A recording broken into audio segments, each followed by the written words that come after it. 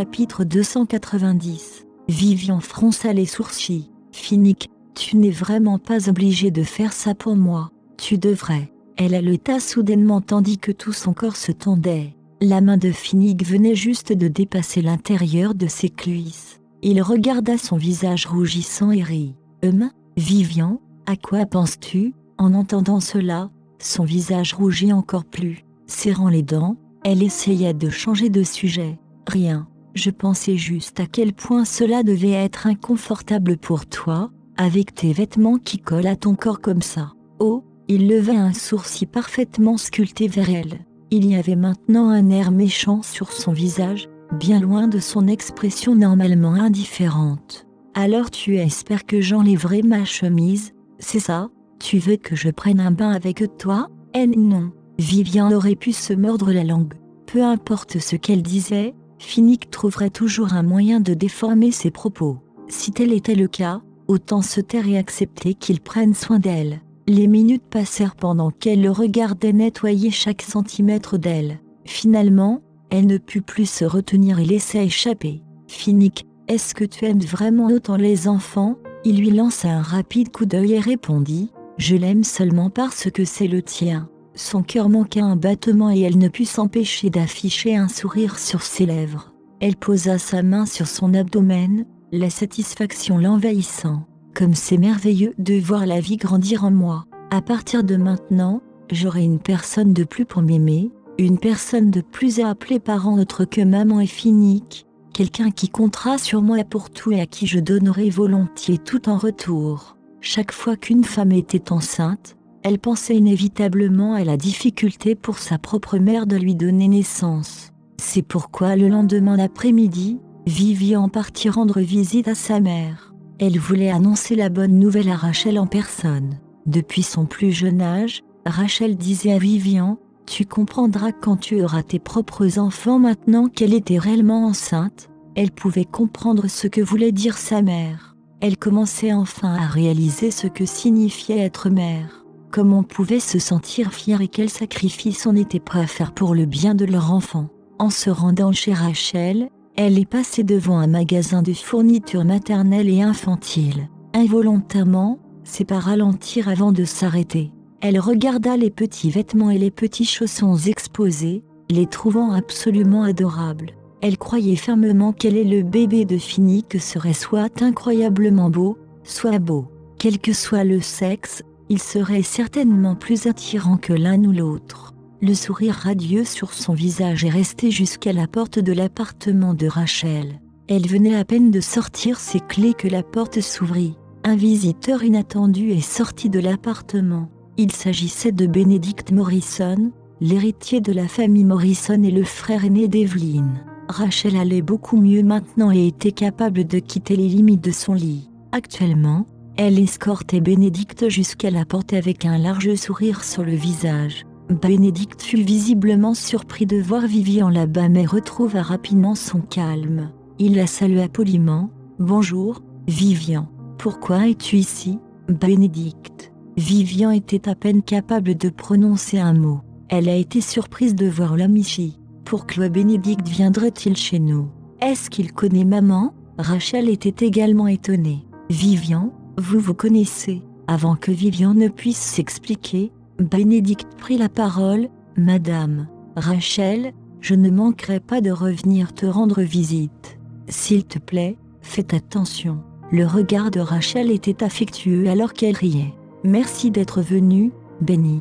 Tu es si gentil. Si ça avait été quelqu'un d'autre, il m'aurait traité comme un étranger après tant d'années. Ne t'inquiète pas, Madame Rachel.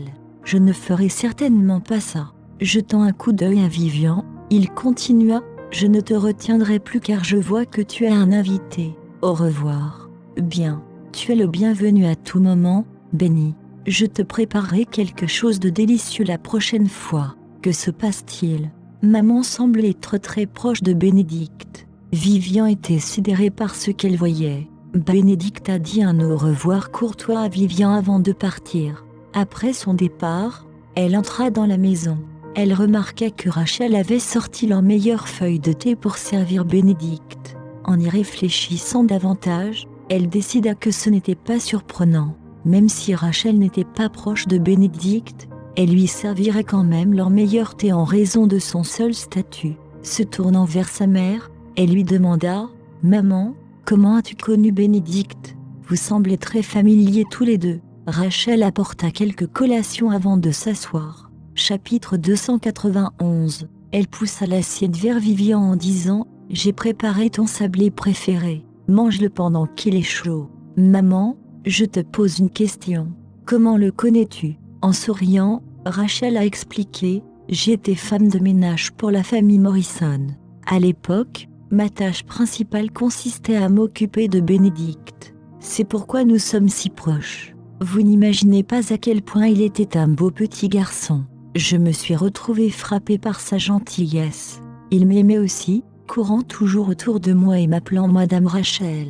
C'était un enfant tellement obéissant. » Vivian pouvait imaginer à quel point Bénédicte devait être adorable quand il était jeune. Elle se demandait si son bébé serait aussi beau. À en juger par l'apparence de Finnick, c'était une évidence. Une fois le bébé né, Rachel serait ravie de pouvoir à nouveau s'occuper d'un autre enfant. Cela lui rappela le but principal de cette visite. Distraite par l'apparition de Bénédicte, elle avait presque oublié. Ses lèvres se courbèrent en un sourire alors qu'elle disait délibérément vaguement « Maman, maman, j'ai une bonne nouvelle à t'annoncer. » « Qu'est-ce que c'est ?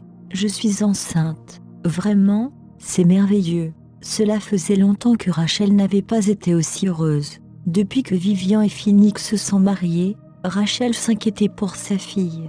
Maintenant, il semblait que son inquiétude n'avait servi à rien. Remarquant le sourire heureux sur le visage de Vivian, Rachel sentit le reste de son appréhension disparaître. Elle remercia mentalement Dieu d'avoir pris soin d'eux deux. Après avoir demandé comment Vivian se sentait récemment, Rachel a déclaré « Votre appétit va bien empirer dans quelques jours. Vous souffrirez également tout le temps de nausées. » Comme par hasard, Vivian sentit son estomac se tordre en signe de protestation. Remarquant l'air légèrement nauséeux sur le visage de sa fille, Rachel rit et continua « Laisse-moi te dire quelque chose. Être enceinte n'est pas aussi glorieux qu'on le prétend toujours. Quand j'étais enceinte de toi, je vomissais tous les jours à chaque repas.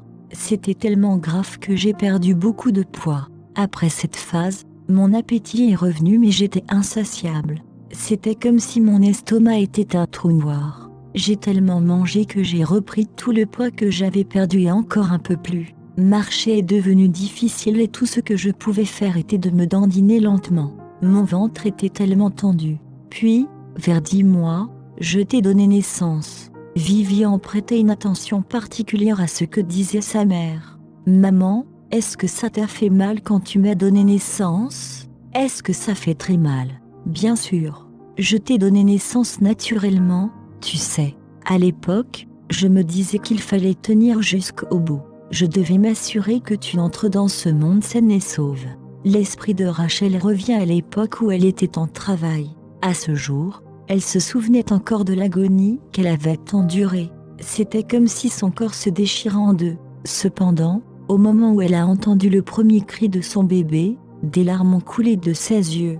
Qu'est-ce que toute cette souffrance face à la nécessité de mettre au monde une nouvelle vie ? Une fois de plus, Vivian était impressionnée par la grandeur de sa mère de lui donner naissance et de l'élever seule.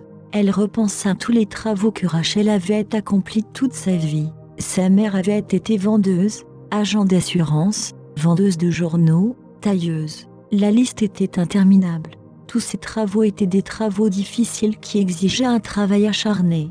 Malgré tous ces travaux difficiles, tout ce qu'elle avait reçu en retour était du mépris et du dédain. Pourtant, elle a quand même réussi à élever Vivian et à l'envoyer à l'université. C'était absolument stupéfiant. Les larmes montèrent aux yeux de Vivian face à la vie difficile que menait sa mère. Comme si Rachel avait aussi pensé à sa vie, elle a commenté « Ce n'était pas facile de t'élever seule. Je n'étais ni très talentueuse ni riche. J'ai dû travailler dur pour gagner assez d'argent pour survivre. En y repensant maintenant, la famille Morrison m'a plutôt bien traitée. Au moins, l'environnement de travail était bon. » Quelque chose est venu à l'esprit de Vivian et elle a demandé « Au fait, maman, Tu as dit que tu t'occupais de Bénédicte quand il était jeune. Est-ce que ça veut dire que tu connais Evelyne aussi? Evelyne. Comment Rachel pouvait-elle ne pas savoir qui elle était? Maman, toi aussi? Vivian remarqua la façon dont les yeux de sa mère bougeaient légèrement, comme si elle cachait quelque chose. Baissant les yeux, Rachel remit ses cheveux derrière ses oreilles. Bien sûr que oui. Donc elle connaît Evelyne. Vivian a insisté. Comment était-elle quand elle était petite fille? La voix de Rachel était basse lorsqu'elle répondit. C'était une fille exceptionnelle, bien sûr. Après tout, elle est née dans une si bonne famille. Comment pourrait-elle ne pas l'être? C'est vrai. Si Evelyne n'était pas une femme aussi extraordinaire, Finnick n'aurait pas eu autant de mal à l'oublier. Bénédicte ne l'aurait pas gâtée de la sorte non plus. Vivian se réprimanda mentalement pour avoir posé une question aussi stupide. Rachel lança un regard curieux à sa fille. Pourquoi poses-tu soudainement des questions sur elle? Oh, ce n'est rien, je demandais juste. Chapitre 292. Vivian était réticente à parler à Rachel de la mort d'Evelyne. Peut-être que sa mère le savait déjà. Quoi qu'il en soit, elle ne voulait pas approfondir ce sujet de peur de causer encore plus de chagrin à sa mère. En discutant encore un peu, Vivian est finalement partie. Elle venait à peine de tourner au coin de la rue qu'elle aperçut une grande silhouette. Bénédicte était appuyé contre son Range Rover. En remarquant Vivian, il a crié « Entre !» Je te raccompagne. Même si elle savait qu'elle ne devrait pas être trop amicale avec l'ennemi de Finnick, elle découvrit qu'elle ne détestait pas réellement Bénédicte. Bizarrement, elle éprouvait même une sorte de parenté avec lui. Elle avait beaucoup de questions auxquelles elle espérait qu'il pourrait répondre. C'est pourquoi elle acquiesça. Il lui ouvrit rapidement la portière de la voiture, lui faisant signe d'entrer comme un gentleman. S'asseyant sur le siège du conducteur, il démarra les moteurs. Bénédicte a d'abord rompu le silence. Je n'aurais jamais pensé que tu serais la fille de Madame Rachel, Vivian. Vivian secoua la tête et répondit « Ouais, je ne m'attendais pas non plus à ce que ma mère te connaisse. On dirait que nous sommes destinés à nous rencontrer. » Bénédicte lui jeta un coup d'œil et découvrit qu'elle était encore plus jolie de côté. Concentrant son attention sur la route, il arrêta la voiture à un feu rouge. Il reprit la parole « Madame, Rachel était très gentille avec moi quand j'étais jeune. Malheureusement, des choses se sont produites et elle a quitté ma vie. Honnêtement, je n'aurais jamais pensé pouvoir la revoir aujourd'hui. Ma mère m'a parlé de toi, de tout ce que tu faisais quand tu étais un petit garçon. Est-ce qu'elle t'a dit que j'étais méchant? Non. En fait, elle n'arrêtait pas de te féliciter, disant à quel point tu étais très intelligent et compréhensif. Elle t'aimait beaucoup, toi et Evelyne. Elle avait pensé qu'en mentionnant Evelyne, il parlerait un peu plus de sa sœur. À sa grande déception, il ne l'a pas fait. Au lieu de cela, il semblait beaucoup plus intéressé par elle. Où étais-tu lorsque Madame Rachel travaillait pour nous? Je ne t'ai jamais vu une seule fois. J'y étais à la résidence Miller, elle a expliqué. Maman m'a dit que ta famille n'aimait pas que les étrangers restent là. N'ayant pas d'autre choix, elle m'a envoyé vivre chez les Miller. Je suis désolée. Pourquoi? Sa voix était sincère lorsqu'il prononça « Sans nous, tu n'aurais probablement pas eu besoin de vivre avec la famille Miller. J'ai une idée générale de quel genre de personnes ils sont. Je suis sûre qu'ils ne t'ont pas très bien traité, n'est-ce pas?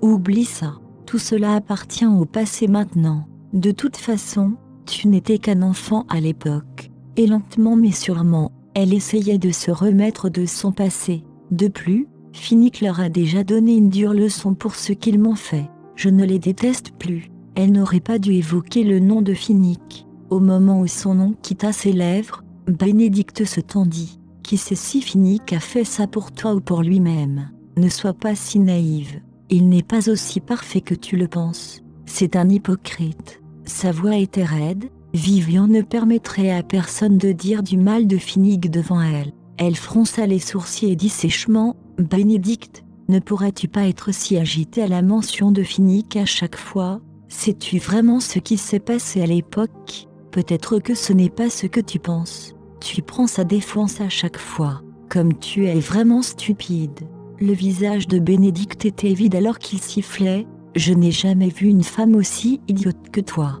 Tu es tellement stupide, un idiote. Vivian comprit alors qu'il était inutile de discuter avec lui. Il finirait simplement par se faire du mal. Son ton était loin d'être amical lorsqu'elle demanda « Laisse-moi descendre.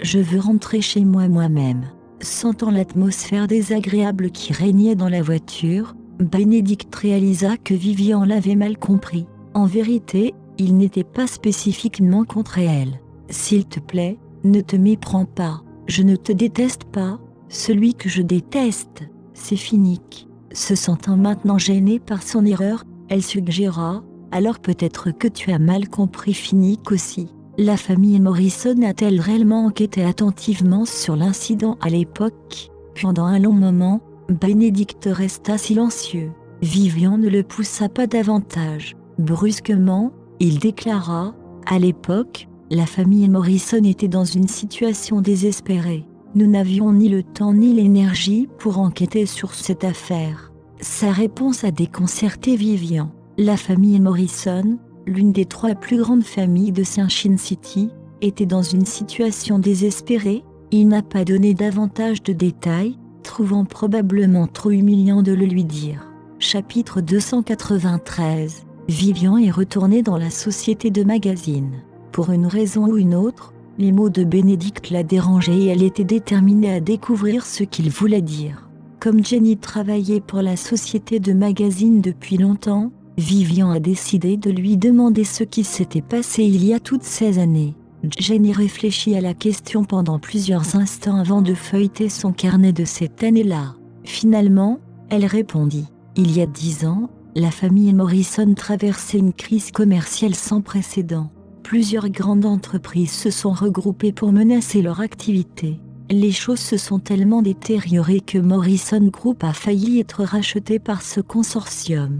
Cet incident a profondément secoué tout le monde puisque les 3 principales familles de Sunshine City étaient interconnectées. Si l'un d'eux prospère, les autres prospéreront également, et vice-versa. Inutile de dire que les familles Jackson et Norton étaient alarmées par la façon dont les choses se déroulaient. Cependant, ils n'ont pas réellement aidé la famille Morrison.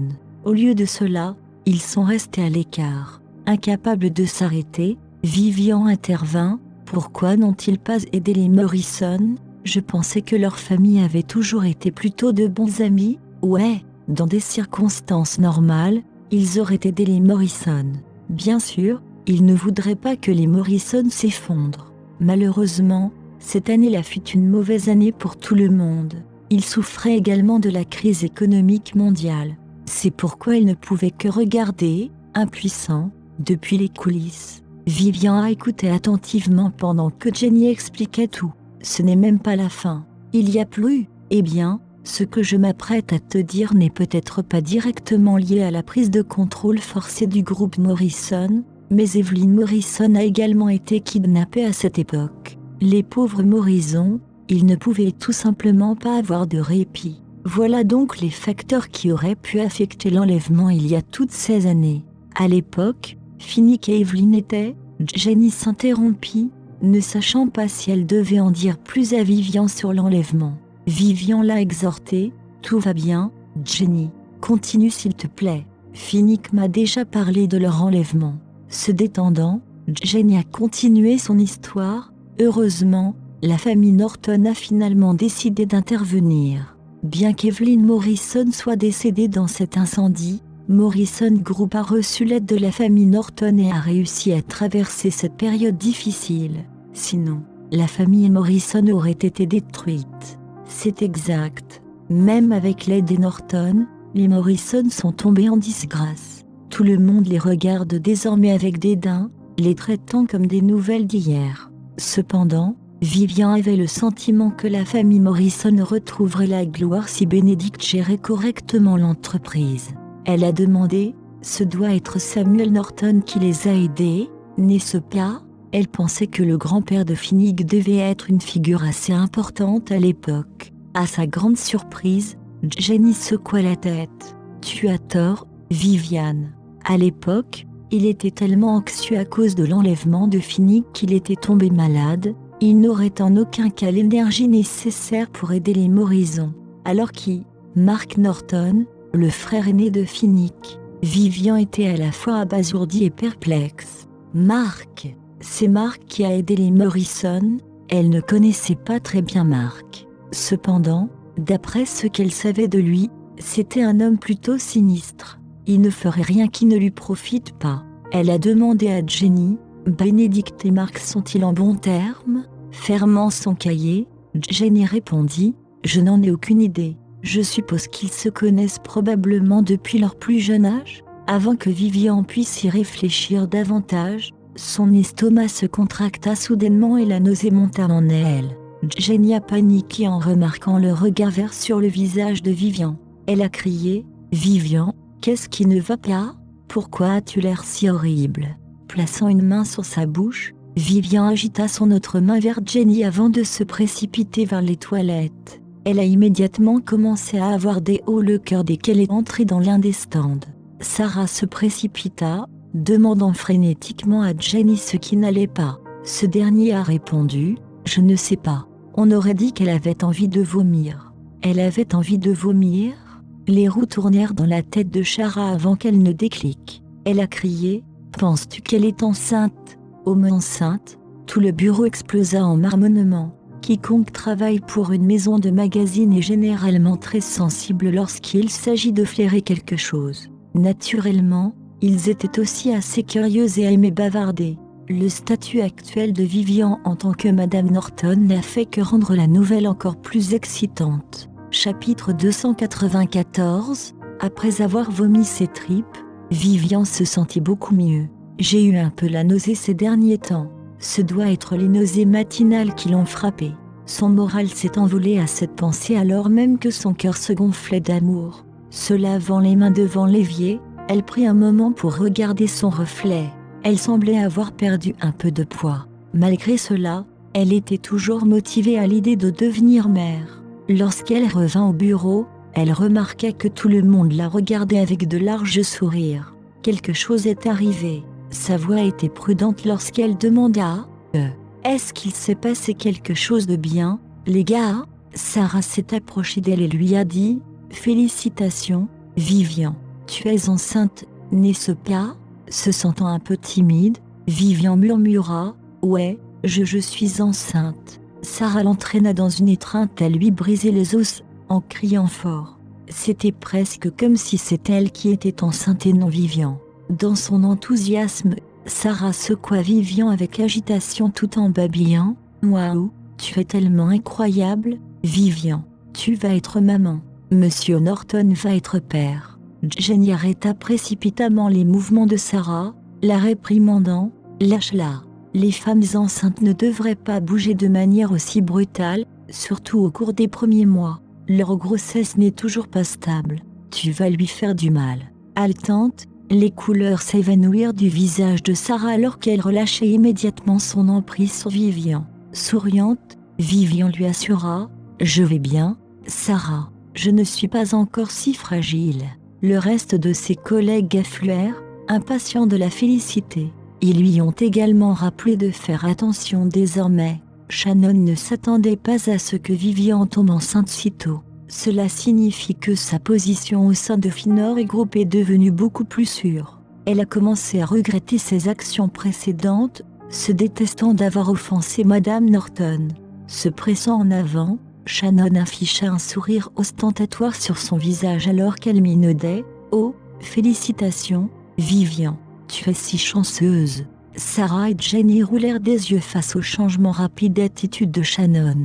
Sarah n'a pas pu s'empêcher de lancer « Waouh, Shannon, ton attitude change plus vite qu'un clin d'œil.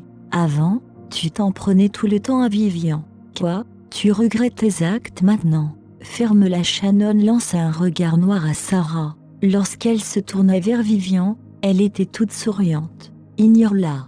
Je m'excuse pour les malentendus que nous avons pu avoir. Tu es une personne magnanime. Tu ne me reprocheras pas mes actions passées, n'est-ce pas? Nous sommes tous toujours collègues et bons amis, n'est-ce pas? » Vivian retroussa ses lèvres en un sourire raide. « Je ne t'en garderai pas rancune.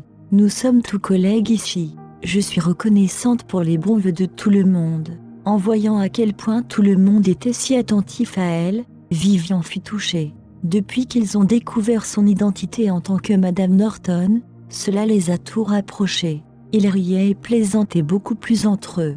Plus jamais personne ne parlerait d'elle en mal dans son dos. Personne ne la traiterait de sale ou ne l'accuserait à nouveau d'être une briseuse de ménage. Les humains sont tellement réalistes. Alors que tout le monde discutait joyeusement, Fabian est apparu. L'expression froide de son visage fit taire tout le monde. Son regard était fixé sur Vivian alors qu'il déclarait « Viens à mon bureau, je veux te parler ». Ses collègues reculèrent sur leur siège face à la tension qu'ils pouvaient sentir venant de leur rédacteur en chef. N'ayant pas le choix, Vivian suivit docilement Fabian dans son bureau. Sarah et les autres tendirent le cou pour regarder. Une fois que les deux entrèrent dans le bureau, ils murmurèrent entre eux, essayant de deviner ce qu'il avait à lui dire. Ils remarquèrent à quel point il avait toujours un regard étrange lorsqu'il la regardait. Parfois, il agissait comme s'il lui en voulait, d'autres fois, c'était tout le contraire et il la traitait avec gentillesse.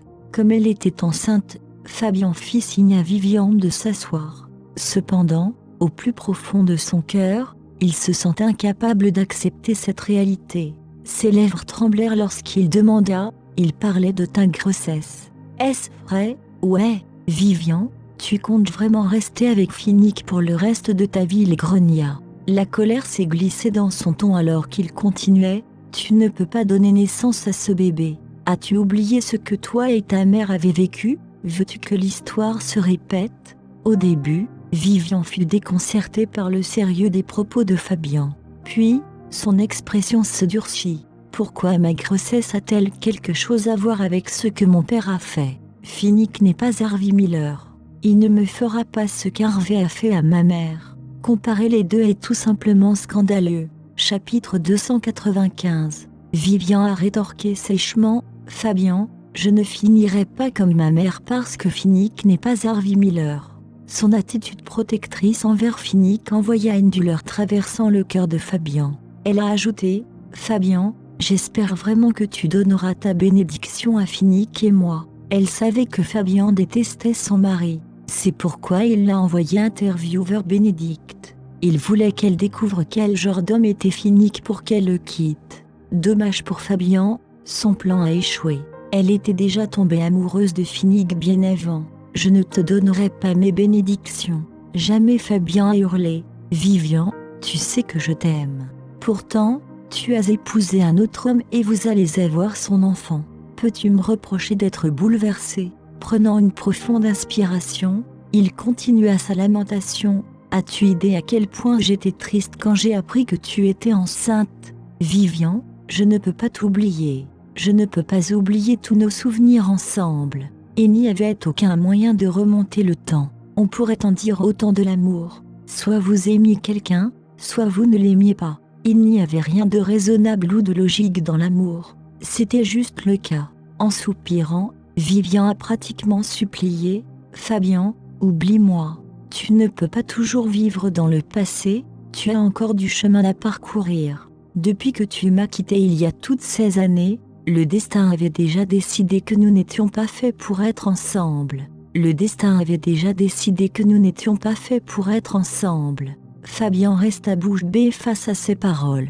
Si seulement il ne l'avait pas abandonné à ce moment-là, s'il avait choisi de lui faire confiance, il ne serait pas dans cette situation aujourd'hui. À qui d'autre pouvait-il s'en prendre à part lui-même? Vivian n'avait pas tort ici. Vivian pensait que Fabian l'appelait dans son bureau pour qu'il puisse lui attribuer un entretien ou quelque chose du genre. Maintenant, elle réalisait que c'était uniquement pour des raisons personnelles. Il voulait juste la persuader de quitter Finnick à nouveau. Comme cela ne servait à rien de s'attarder plus longtemps dans son bureau, elle dit « M. Norton, s'il n'y a rien d'autre, je prends congé. » Fabian était au bord de la dépression. Il semblerait qu'il n'y ait plus aucun espoir pour lui et Vivian. « Vivian, ce n'est vraiment pas possible entre nous, honnêtement, tu n'as aucun sentiment pour moi, pas même le moindre peu, je ne le crois pas. » Vivian devait admettre qu'elle l'aimait très profondément. Pourtant, après tout ce qui s'était passé, ses sentiments pour lui n'étaient plus que des souvenirs de sa jeunesse. Dans ses souvenirs, elle aimait et le sentiment était réciproque. Cependant, Dans le monde réel, pour le moment et pour le reste de sa vie, elle n'aimerait que Finnick. Elle répondit doucement, n'oublie pas qu'Ashley est aussi enceinte. Tu devrais concentrer tout ton amour sur elle et sur votre enfant à naître. Fabian, nous ne pouvons vraiment pas revenir en arrière. Vivian, il n'est pas encore trop tard pour que nous nous remettions ensemble. Tant que tu es prête à revenir à mes côtés, je suis prêt à recommencer les choses. Nous pouvons quitter ce pays et commencer une nouvelle vie ailleurs. Je peux tout abandonner pour toi, il a crié avec désespoir dans chacun de ses mots. Viviane soupira. Pourquoi ne peut-il pas comprendre? Pourquoi est-il si attaché à moi? Même si Ashley avait beaucoup de défauts et était incroyablement impitoyable, il ne faisait aucun doute qu'elle était vraiment amoureuse de Fabian. Il devrait vraiment la chérir. Juste au moment où Vivian était sur le point de le persuader à nouveau, on frappa à la porte. C'était Shannon. Elle entra dans le bureau, remarquant la fureur qui couvait dans l'air. Ne voulant pas qu'ils dirigent leur colère contre elle, elle parla prudemment. « M. Norton, c'est le brouillon de l'interview de Benedict Morrison sur sa foire aux antiquaires. Ce sont les photos. Veuillez vérifier si vous êtes satisfait de la composition. La rédactrice en chef Janson attend votre approbation avant de continuer. » L'expression de Fabian était pierreuse lorsqu'il accepta le projet. Il le feuilleta rapidement, ne s'attendant pas à beaucoup de problèmes. La simple mention de Bénédicte était déjà plus que suffisante pour attirer l'attention des lecteurs. Ces belles photos de lui ne serviraient que d'accessoires. L'article lui-même présentait encore moins de problèmes. C'est Vivian qui a écrit le scénario avant l'interview, donc il l'avait déjà vu à ce moment-là. Il fit un signe de tête à Shannon. Tout a l'air super. Signant en bas, il lui rendit le projet. Elle sourit à Fabian et jeta un coup d'œil de côté à Vivian avant de partir. En sortant de ce bureau, Shannon réfléchit à ce qu'elle avait vu. Tous deux avaient des expressions différentes sur leur visage. Fabian avait l'air en colère et frustré tandis que les sourcils de Vivian étaient profondément froncés de mécontentement. Chapitre 296. Leur conversation lui était inaudible, mais il ne semblait pas que le travail soit important. Shannon pensa à la façon dont Ashley lui avait fait garder un œil sur Vivian, et aussi à la façon dont elle avait réussi à prendre la photo de Fabian forçant un baiser à Vivian. Avec la récente nouvelle de la grossesse de Vivian, elle a estimé que l'affaire devait être plus compliquée que cela. Dois-je informer Ashley? Y a-t-il quelque chose qui ne va pas avec l'enfant de Vivian? Shannon y réfléchit longuement avant de décider d'y renoncer. Peu importe si je offense Ashley, ce serait pire d'offenser Madame Norton et Finnick. Avec cette pensée, Shannon retourna à son travail comme si de rien n'était. Après le départ de Shannon, Fabian a continué la conversation avec Vivian dans le bureau. Fabian a poursuivi. « Vivian, tu devrais te rappeler que lorsque je t'ai demandé d'interviewer Bénédicte, c'était dans l'espoir que tu verrais à quel point Finnick est fausse et sans cœur. Pour le bien de sa propre vie, il a abandonné Evelyn qui était complètement amoureuse de lui. Il s'est enfui et l'a laissé perdre la vie dans cet incendie. Un tel homme ne vaut pas du tout ton sacrifice. Ça suffit, Fabian. » Vivian était extrêmement en colère. Cela aurait été bien si tu n'en avais pas parlé. Mais maintenant que tu en parles, comment peux-tu faire ça? Tu savais très bien que Bénédicte avait un parti pris contre Finnick, et tu as délibérément organisé un entretien avec moi. Depuis quand es-tu devenu si sournois? Pourquoi tout le monde est contre Finnick et continue de dire que c'était de sa faute? Qu'a-t-il fait de mal? Vivian se sentait très lésée de la part de Finnick car elle sentait qu'il avait eu des moments très difficiles pendant tant d'années. Elle savait très bien ce que cela faisait d'être incomprise. Elle a dit « Fabian, j'aime Finnick et je serai avec lui pour le reste de ma vie. Peu importe ce que tu dis et peu importe la façon dont les autres perçoivent Finnick, il reste pour moi le meilleur homme du monde. Tu peux oublier ça, Fabian. » Sur ce, elle ouvrit la porte et partit. Fabian pouvait entendre son propre cœur se briser en morceaux. Il s'assit à son siège et observa le paysage extérieur qui devenait de plus en plus sombre de minute en minute. La vue des feuilles qui tombaient brisait encore plus le cœur de Fabian. Elle était comme une feuille qu'il avait quittée un jour d'automne comme celui-ci. Il se souvenait encore que lorsqu'il était à l'université, Vivian adorait être avec les enfants et l'amenait faire du bénévolat à l'orphelinat. Les enfants de l'orphelinat étaient très pitoyables, mais ils étaient tous très sensés et adorables. Vivian a très bien joué avec ses enfants. Tous aimaient cette grande sœur et disaient qu'elle était jolie et douce. Vivian a expliqué qu'ils étaient aussi pitoyables qu'elle, sans personne pour les aimer ni les chouchouter. Cependant, elle était plus chanceuse qu'eux, car elle avait Fabian et sa mère, c'est pourquoi elle voulait les aider. Fabian se souvenait encore à quel point son sourire était extraordinairement radieux sous la lumière du soleil. Tout comme un ange, son corps semblait rayonner de lumière alors qu'elle courait joyeusement contre le soleil tout en jouant avec les enfants. Vivian lui a même dit que son plus grand rêve était d'avoir son propre enfant et de fonder sa propre famille afin de lui donner une enfance parfaite, ce qu'elle n'a jamais eu. À ce moment-là, pensa-t-il, puisque Vivian voulait tellement avoir une famille complète, il lui parlerait de sa véritable identité une fois l'obtention de son diplôme et l'épouserait. Cependant, qui aurait cru que le destin avait d'autres projets? Le regard triste, Fabian rangea ses souvenirs. À ce moment-là, tout était parfait. Qui aurait pensé qu'après toutes ces années, ils auraient tous les deux des enfants, mais pas l'un avec l'autre? D'un autre côté, Vivian se sentait toujours frustrée après avoir quitté le bureau de Fabian. Une fois le temps écoulé, elle a immédiatement fait ses affaires pour rentrer chez elle. Dernièrement, en raison de sa grossesse, Finnick lui avait réservé une voiture personnelle et un chauffeur. Vivian a accepté l'arrangement sans hésitation, car elle aussi estimait qu'elle ne devrait pas se faufiler dans le métro alors qu'elle était enceinte. Parce qu'elle avait fini son travail plus tôt, Finnick n'était pas revenu lorsqu'elle rentrait chez elle.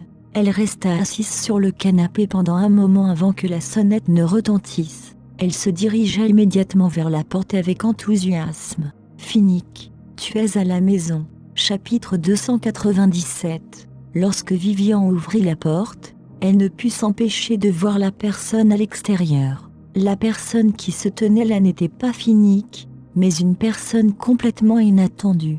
C'était grand-père, l'aîné Monsieur Norton. Il n'est pas venu seul.